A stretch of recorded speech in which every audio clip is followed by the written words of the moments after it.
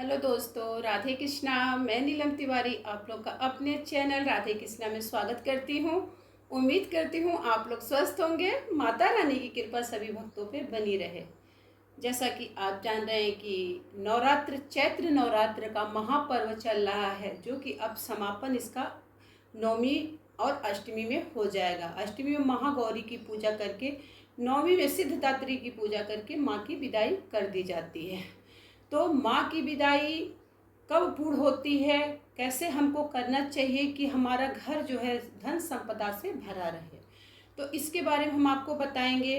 देखिए, जब हमारे घर में बहन बेटी आती है, चाहे मेरी बहू जो है मैके जाती है, चाहे मैके से लड़की ससुराल जाती है, तो सनातन धर्म में आपने देखा होगा कि माँ उसको खोइछा दे के विदा करती है। लड़की का आना, उसको खोइछा, उसको आंचल में खोइछा दिया जाता है। खोइछा जो होता है इसलिए दिया जाता है, इसके पीछे का थोड़ा सा आप कारण समझ लिए। कहा जाता है कि लड़कियों को चाहे बहुओं को कभी भी इस आंचल को, कहते हैं इस आंचल को फहराते हुए नहीं जाना चाहिए। मतलब इस आंचल को खाली हाथ मैका ससुराल से न आना चाहिए और न जाना चाहिए।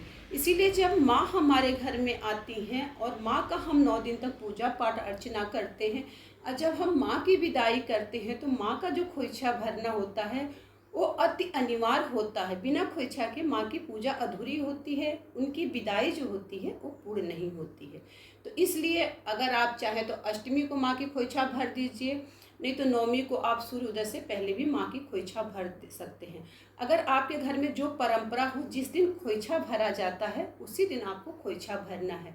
खोइछा कैसे भरना है आज हम इसको करके आप लोग को दिखाते हैं कि माँ का खोइछा आपको कैसे भरना है। देखिए, माँ के खोइछा के लिए अगर आप लाल चुंदरी ले लेती हैं ना तो वो ज़्यादा अच्छा है। तो इस तरह का आपको चुंदरी लेना है, रेड कलर का। रेड कलर में इस तरह ये माँ की चुंदरी आपने ले लिया। अब देखिए इसमें क्या करना है, चुंदरी ले ली माँ का। अब इसमें आपको चावल लेना है। चावल, देखिए ये जो चावल होता है, चावल लेना है। तो चावल कैसे खोइछा भरा जाता है इसलिए विधा आप जानिए। बहुत लोग नहीं जानते हैं कि खोइछा कैसे भरा जाता है, तो उसको हम बता रहे हैं। देखिए, चावल होना चाहिए, हल्दी होना चाहिए। अगर हल्दी की गांठ है तो अति उत्तम है, और बिंदी का पत्ता अगर है तो ठीक है। सिंदूर की डिब्बी होना चाहिए, और जो है दक्षिणा के लिए पैसे होना चाहिए, दुर्बा होना चाहिए। मेरे पास इस समय दुर्बा नहीं है, क्योंकि मैं जहाँ पे रहती हूँ वहाँ पे दुर्बा मिलना बहुत मुश्किल होता है, दुर्बा नहीं मिल पाता है। तो हम आपको खोइछा भर के दिखाते हैं कि खोइछा माँ का कैसे भरना चाहिए। तो देखिए ये जो है ऐसे ऐसे आपको चावल जो है ज़्यादा नहीं उठाना है, आपको ऐसे लेना है। एक बार लेना है ऐसे, ठीक है, फिर ऐसे 2 बार,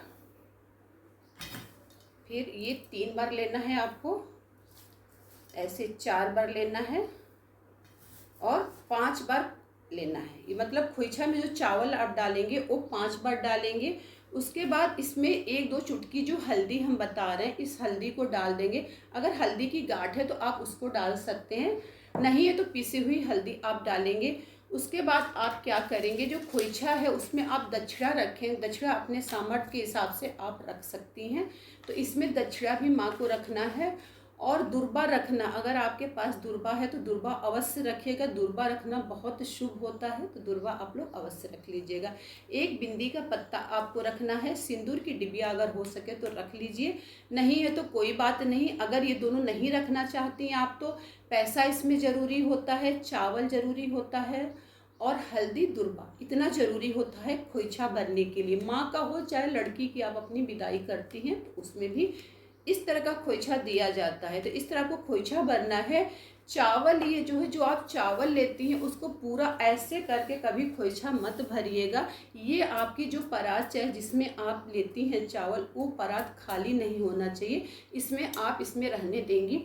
और जब खोइछा भरेंगी उसमें से 2 बार थोड़ा थोड़ा चावल इसमें ऐसे निकाल लेंगी, ठीक है। ऐसे निकालने के बाद फिर क्या करना है आपको, जो ये सब आपने डाला है इसको ऐसे करके, ऐसे इसमें 2 गट्ठी ऐसे करके आपको ऐसे लगा देनी है।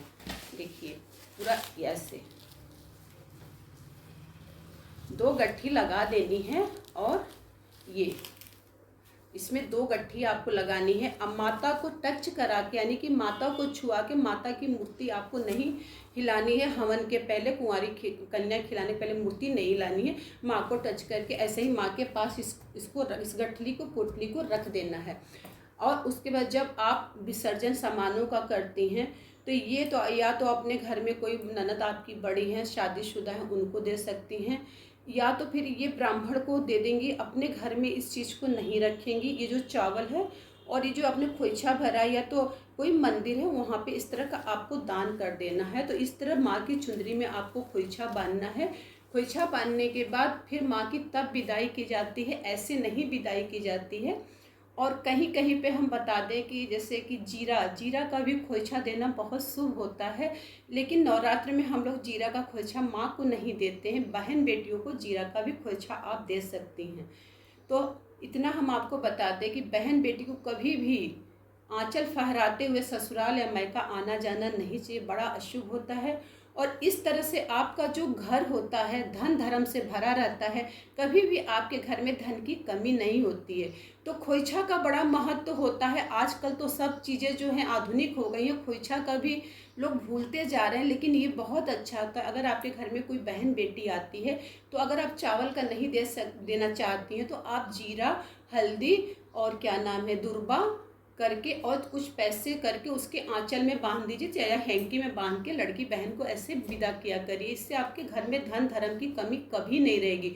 और जीरा का खोइछा देते समय भी पूरा जीरा को कटोरी चाहे प्लेट से नहीं खाली करना है, 5 पर थोड़ा थोड़ा डालना है। उसके बाद थोड़ा सा उसमें से 2 बार जो आप एक्स्ट्रा रखें उसमें डाल के फिर अपने जो जहाँ पे जीरा चाहे मसाला रखती हैं वहाँ डाल देना है।